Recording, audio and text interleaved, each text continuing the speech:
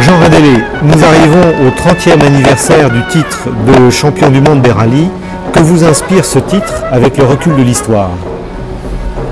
Tout simplement que si notre équipe était championne du monde, c'est qu'elle l'avait bien mérité. Et c'était une expérience qui était très difficile parce qu'il fallait courir en toutes circonstances, à la fois sur la glace, sur la neige, dans la boue, dans le désert et bien sûr sur les bonnes routes françaises et européennes. Et il fallait une voiture vraiment polyvalente qui était capable de faire n'importe quoi. À l'époque, le rallye de Monte-Carlo n'était pas de 500 km autour de Monte-Carlo. Il fallait faire 3500 km avant d'arriver à Monte-Carlo et là faire les épreuves de liaison, les épreuves du moins de sélection. Et un championnat du monde pour une voiture à l'époque, il fallait vraiment que la voiture ait beaucoup de qualité. Et les équipages encore plus. Est-ce que ce titre représente le point culminant de la carrière d'Alpine? C'est un des points culminants parce qu'on courait à la fois sur la route et on ne pouvait pas faire mieux d'être champion du monde. Mais on courait également le Mans, on courait avec des sports prototypes, on courait avec des monoplaces et tout était des points à atteindre. Et on n'a peut-être pas culminé toujours au même niveau, mais on n'est pas arrivé loin dans chacune des autres disciplines. Alors, Jean Radélé, vous avez été l'un des plus grands constructeurs de voitures sportives françaises d'après-guerre.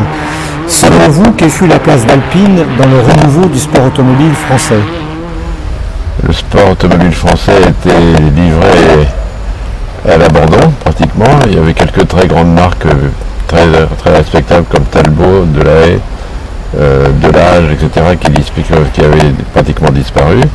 Et j'ai pensé qu'il fallait absolument qu'il y ait une voiture française qui relève le défi d'être présent dans les manifestations sportives automobiles.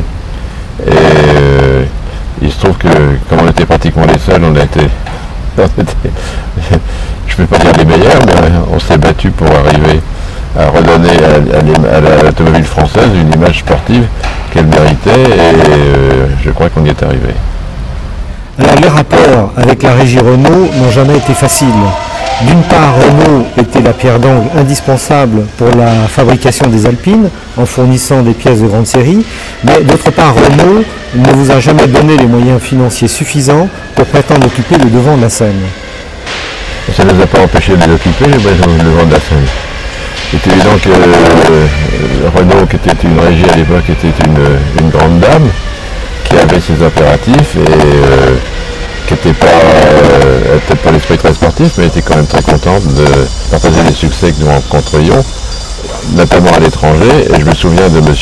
Dreyfus, du président de Renault, à un salon où le président de la République était passé d'abord voir son stand, et il était venu sur notre stand avec le même président en question, et de dire au président de la République: vous m'avez félicité pour les succès de Renault à l'exportation, mais l'une des raisons pour lesquelles on a nos succès à l'exportation aujourd'hui, c'est en grande partie parce qu'on les doit à Alpine, à Jean Radélé, à toute son équipe, et tout le monde n'en est pas très conscient, mais nous a rendu des services fabuleux.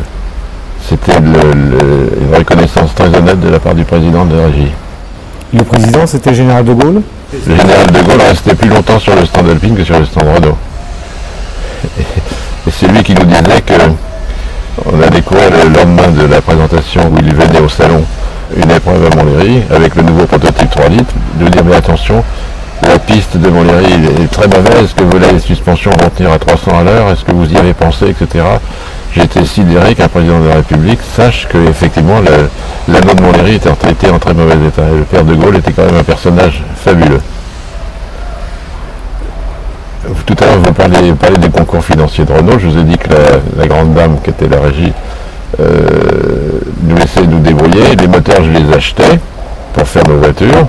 Renault prenait sa marge quand il livrait les moteurs, il les vendait à un prix qui leur convenait. Et pour le Mans, il nous prêtait les moteurs.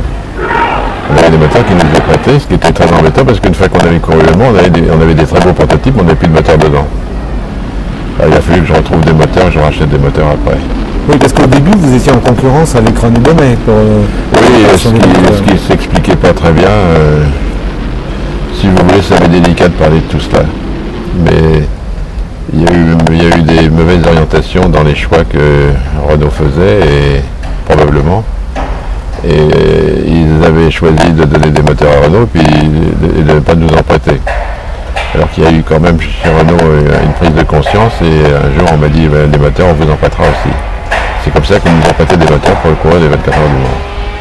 Et on a quand même gagné tous les indices de performance, indices énergétiques.